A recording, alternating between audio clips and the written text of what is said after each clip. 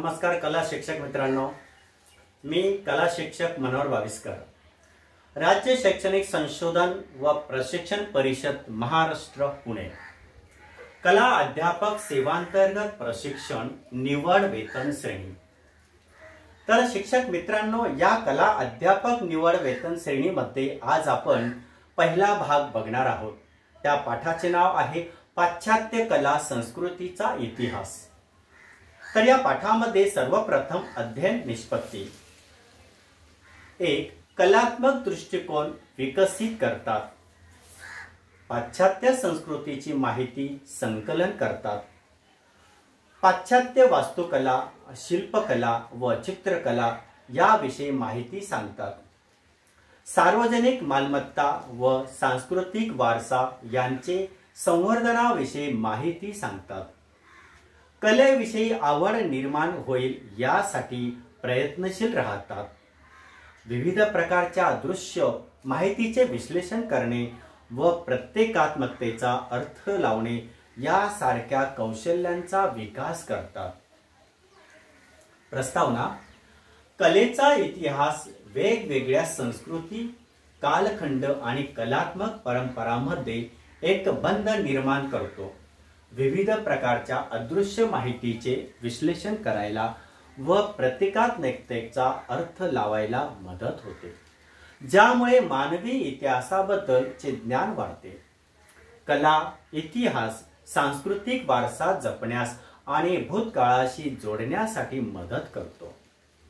पाश्चात्य कलेचा इतिहास पाहता प्रागैतिहासिक कला कालावधी अंदाजे इसवी सन पूर्व 30,000 ते 10,000 या कालखंडात प्रागैतिहासिक कला विकसित झाली. स्थान म्हणजे त्या ठिकाणचे स्थळ. या काळातील चित्रे मुख्यत्वे लास्को आणि अल्टामिरा या फ्रान्स व स्पेन मधील गुहांमध्ये आढळतात. मानवाच्या सर्जनशीलतेच्या सुरुवातीच मानली जाते. या काळात मानवाने आपले विचार, भावना आणि श्रद्धा व्यक्त करण्यासाठी गुहेच्या भिंतीवर चित्रे रेखाटली. लास्को फ्रान्स आणि अल्टामिरा स्पेन येथील गुहा ही प्रागैतिहासिक कलांची प्रमुख केंद्रे मानली जातात. या चित्रामध्ये प्रामुख्याने प्राण्यांचे, शिकारींचे आणि धार्मिक विधींचे चित्रण केलेले दिसून येते. नैसर्गिक रंग, माती, खनिजे आणि कोळशांचा वापर करून ही चित्रे रेखाटली जातात. या कलेचा उद्देश केवळ सजावट नसून श्रद्धा, जादू आणि निसर्गाशी असलेली नाते व्यक्त करणे हा होता. प्रागैतिहासिक कला ही मानवाच्या कला विकासाची पहिली पायरी असून पुढील पाश्चात्य कला प्रवाहांना दिशा देणारी ठरली. पुढील महत्त्वाचे मुद्दे म्हणजे पाश्चात्य वास्तुकला, इजिप्शियन वास्तुकला, पाश्चात्य शिल्पकला, पाश्चात्य चित्रकला. तर इतर विषयावर आपण व्हिडिओच्या माध्यमातून माहिती जाणून घेणार आहोत. तत्पूर्वी निष्कर्ष. प्रागैतिहासिक कला ही मानवाच्या विकासातील महत्त्वाची पायरी आहे. ती केवळ कला नसून मानवाचा विचार, भावना आणि श्रद्धेचे आद्य प्रतिबिंब आहे. याच कलेतून पुढे पाश्चात्य कला विकासाची सुरुवात झाली. धन्यवाद. पाश्चात्य वास्तुकला मानवाच्या मूलभूत गरजांपैकी निवारा निर्माण करण्याची कला आणि शास्त्र म्हणजे वास्तुकला. माणसाने बांधलेली कोणतीही अथवा प्रत्येक वास्तुकला मानली जात नाही. कोणत्याही बांधीव आकाराला वास्तुकला म्हणून मान्यता प्राप्त होण्यासाठी काही मूलभूत निकष पूर्ण करावे लागतात. ते म्हणजे ज्या कार्यासाठी ती वास्तू बांधली जाते त्या वापरातील वास्तूंची उपयुक्तता व सोय, वास्तूच्या बांधकामातील भक्कमपणा आणि टिकाऊपणा, कार्यानुरूप कल्पक अवकाश रचनेची अभिव्यक्ती, देखभालीचा कमीत कमी व्याप, वास्तूंची कार्यानुरूप चैतन्य कृती, स्पिरिट जागृत ठेवणारे अंतर्बाह्य अलंकरण, बांधीव आकार व अवकाश, सौंदर्य यातील सुयोग्य मेळ यातील फक्त अलंकरण कालानुरूप बदल करू शकते. प्रत्येक दर्जेदार वास्तुनिर्मितीत हे निकष प्रत्ययाला येतात. वस्तुनिर्मितीची प्रक्रिया ही कला, शास्त्र व तंत्र या 3 पातळ्यावरून नियंत्रित केली जाते. इजिप्शियन वास्तुकला. नाईल नदीच्या किनाऱ्यावर इजिप्शियन संस्कृतीचा उदय झाला. या भागात वालुकाष्माचे प्रचंड साठे उपलब्ध आहेत. प्रचंड बांधकामांचे व भव्य मूर्तिशिल्प यांची निर्मिती यामुळेच येथे शक्य झाली. अश्मयुगातील जादूटोणा, मंत्र, तंत्र इत्यादींचा विकास होऊन इजिप्तमध्ये ऐतिहासिक काळाच्या सुरुवातीस संघटित धर्माची स्थापना झालेली दिसते. इजिप्शियन लोकांचा मरणोत्तर जीवनावर गाढ विश्वास होता. मृत व्यक्तीचे शरीर सुरक्षित व सुस्थितीत ठेवण्याच्या कल्पनेतून मम्मी तयार करण्यास व त्या ठेवण्यासाठी पिरॅमिडसारखी प्रचंड थडगी बांधण्यास प्रारंभ झाला. त्याबरोबरच चित्रे व शिल्पे यांची सजावट आणि मरणोत्तर जीवनासाठी आवश्यक वस्तू थडग्यात ठेवण्याच्या प्रथेमुळे दागदागिने व जड जवाहीर बनविणे, फर्निचर, शस्त्रे इत्यादी वस्तूंची निर्मिती यासारख्या दुय्यम कलांचाही विकास झाला. इजिप्शियन लोकांची एक महत्त्वाची कामगिरी म्हणजे त्यांनी शोधून काढलेली चित्रलिपी होय. बहुतेक सर्व उत्थित शिल्पांत व भिंतीचित्रात या लिपीत लिहिलेला मजकूर आढळतो व अशा लोकांच्या आधारेच इजिप्तच्या प्राचीन इतिहासाची जुळणी करण्यात आली. स्किम्स या नावाने प्रसिद्ध असलेले शिल्प म्हणजे इजिप्शियन राजवंशाच्या ऐश्वर्याचे व सामर्थ्याचे प्रतीक मानले जाते. हे शिल्प म्हणजे मानवी मस्तक व सिंहाचे शरीर असलेले प्राणी होय. मानवी मस्तक धारण करणाऱ्या सिंहाच्या पंजामध्ये देऊळ आढळले आहे. अबू सिम्बेलची मंदिरे. अबू सिम्बेल येथे खडक खोदून पोखरून आणि कोरून निर्माण केलेली प्रचंड आकाराची 2 भव्य मंदिर आहेत. ही आहे इजिप्शियन वास्तुकलेबद्दल थोडक्यात माहिती. ग्रीक वास्तुकला. ग्रीक लोक नैसर्गिक सौंदर्याचे चाहते होते. ग्रीक व आसपासच्या देशातील उत्कृष्ट संगमरवरी दगड ही त्यांची खनिज संपत्ती होती. ग्रीकांनी नैसर्गिक शक्तींना मानवी रूप दिले व त्यांना आपले देव मानले.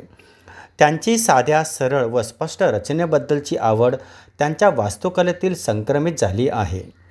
रचनेची तर्कशुद्ध पद्धती, प्रमाण व तपशील यांचा काटेकोरपणा आणि बांधकामांचे उत्कृष्ट साहित्य ही ग्रीक वास्तुकलेची चटकन जाणवणारी वैशिष्ट्ये होत. डोरिक, आयोनिक व कोरिंथियन शैली हे ग्रीक वास्तुकला शैलींचे 3 मुख्य प्रकार आहेत. ही आहे ग्रीक वास्तुकलेबद्दल थोडक्यात माहिती. पार्थिनॉन मंदिर. अथेन्स शहरातील ॲक्रॉपोलिस टेकडीवर ॲथेना देवतेच्या सन्मानार्थ बांधलेले पार्थिनॉन हे डोरिक शैलीतील मंदिर आहे. हे मंदिर आकाराने मोठे पण प्रमाणबद्ध असल्याने ग्रीक सुवर्णयुगाची साक्ष देणारी आहे. इरेक्थियम टेम्पल. हे आणखी एक महत्त्वाचे मंदिर असून ते आयोनिक शैलीतील आहे. रंगमंदिर हा ग्रीक वास्तुकलेचा खास विशेष होय. टेकडीच्या उतार भागातील खोलगट भाग निवडून रंगमंदिर तयार करण्यात येई. एपिडॉरस येथील रंगमंदिर ग्रीक मंदिरा एवढेच भव्य आहे. रोमन वास्तुकला. 1. पॅन्थेऑन मंदिर. रोमन लोकांनी बांधलेल्या गोल मंदिरापैकी अतिभव्य कलात्मक नमुना म्हणून पॅन्थेऑन मंदिर जगभर ख्यातीप्राप्त आहे. रोममधील सर्वात प्राचीन मंदिरापैकी सुरक्षित असलेले हे मंदिर आहे. स्तंभ आणि तिकोनिकेवर ब्रॉन्झ शिल्पांची रचना केलेली आहे. रोमन वास्तुकलेतील दुसरा भाग ॲम्फीथिएटर. इसवी सन पूर्व काळापासूनच प्राचीन ग्रीस देशात खुल्या नाट्यगृह निर्मितीला सुरुवात झाली. 5व्या शतकातील सिरॅक्यूस, सिसिली, इटली येथील अर्धवर्तुळाकार नैसर्गिक टेकड्यांचा वापर केलेला ग्रीक रंगमंच प्राचीन समजला जातो. रोमनांनी ही नाट्य परंपरा पुढे नेली. ग्रीक पद्धतीच्या ॲम्फीथिएटरच्या रचनेत रोमनांनी बदल केले. त्यात छप्पर, प्रसिद्ध व्यक्तींची शिल्पे, स्तंभ व उठावदार कोरीव कामांची सजावट यांची भर घातली. हाजिया सोफिया चर्च हा तुर्कस्तानातील इस्तंबूल येथील स्थित असलेला बायझँटाईन कालखंडातील एक अद्वितीय कलावास्तू नमुना आहे. इसवी सन 532 ते 537 या काळात सम्राट जस्टिनियन पहिला यांनी या भव्य चर्चेचे बांधकाम केले. या वास्तूमध्ये बायझँटाईन, ग्रीक आणि रोमन कलांचा सुंदर संगम दिसतो. त्यांचा विशाल घुमट आणि आंतरिक भागातील मोझॅक तंत्रातील येशू ख्रिस्ती, मरियम माता व संत यांच्या प्रतिमा हे कलात्मक वैभव दाखवतात. हाजिया सोफिया सुरुवातीला ख्रिश्चन चर्च होती, नंतर ती मस्जिद, मग संग्रहालय आणि आज पुन्हा मस्जिद म्हणून ओळखली जाते. ही वास्तू तिच्या उत्कृष्ट रचना, घुमटाची भव्यता आणि धार्मिक कलांच्या समन्वयामुळे जगातील सर्वात प्रसिद्ध ऐतिहासिक आणि कलात्मक स्थळांपैकी एक आहे. पिसाचा झुकता मनोरा. इटली देशाच्या पिसा शहरातील एक चर्चचा मनोरा हे लोकप्रिय आकर्षण असलेले वास्तुशिल्प आहे. बोनॅनो पिझाने या मनोऱ्याच्या वास्तुरचनाकार होता. त्याचा मूळ प्लॅन 8 मजल्यांचा 56 मीटर उंचीचा होता. 7 मजले पूर्ण झाले. 4थ्या मजल्यापासून वरचे मजले झुकावाच्या बाजूने अधिक उंचीचे बांधले गेले. झुकावा अधिक वाढत गेला. हा मनोरा पूर्ण होण्यास 2 शतकांचा काळ लागला. झुकाव थांबण्यासाठी झुकावाच्या विरुद्ध बाजूला पायात 600 टन शिसे भरण्याचा प्रयोग यशस्वी झाला. मात्र यामुळे मनोरा थोडा वक्र झाला. यामध्ये सप्तसुरांशी निगडीत 7 घंटा आहेत. 6 मजल्यांना प्रत्येकी 30 व शेवटच्या मजल्याला 16 कमानी आहेत. आतमधून जाण्यासाठी गोल जिन्याला 296 पायऱ्या आहेत. अत्यंत मोहक अशा पांढऱ्या शुभ्र संगमरवराच्या खांबांनी आणि जाळीदार झोरोक्यांनी प्रत्येक मजला सुशोभित असलेला हा मनोरा त्याच्या सौंदर्यापेक्षा त्यातल्या दोषामुळे अधिक चर्चेत राहिला. Eiffel tower. जागतिक मेळाव्याच्या तयारीचा भाग म्हणून 300 मीटर टॉवर बांधण्याच्या योजनेची कल्पना केली गेली. टॉवरचे बांधकाम 2 वर्ष 2 महिने 5 दिवस विक्रमी वेळेत पूर्ण केले. एक तांत्रिक पराक्रम म्हणून त्याची नोंद झाली. त्यासाठी 50 अभियंत्यांनी डिझाईन केले. 1838 धातूंचे भाग, 5300 विविध भागांचे डिझाईन केले गेले. 150 ते 300 कामगार कार्यशाळेत व तेवढेच बांधकामावर कामगार कार्यरत होते. 7300 टन लोह व 60 टन रंग वापरण्यात आला असून यास 5 लिफ्ट वापरण्यात आल्या आहेत.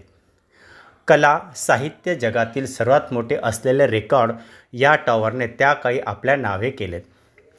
हा टॉवर पॅरिसच्या सौंदर्याचा उत्कृष्ट नमुना आहे. रचना, आकार, वास्तुकला म्हणून अभ्यासने उपयुक्त ठरेल.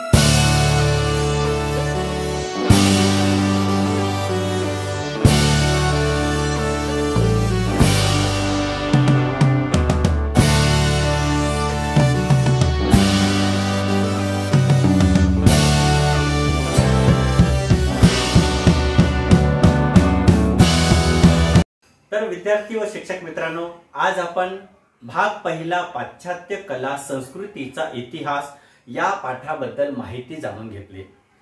या पाठामध्ये आपण पाश्चात्य कलेचा संपूर्ण इतिहास अभ्यासला।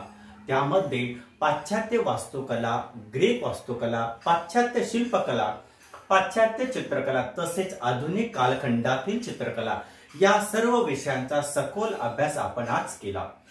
यासोबतच संबंधित चित्रे, पेंटिंग्स आणि व्हिडिओ यांच्या माध्यमातून आपण ही माहिती अधिक समजून घेतली। त्यामुळे पाश्चात्य कलेचा इतिहास आणि तिचा विकासक्रम आपण सविस्तरपणे जाणून घेऊ शकलो। धन्यवाद।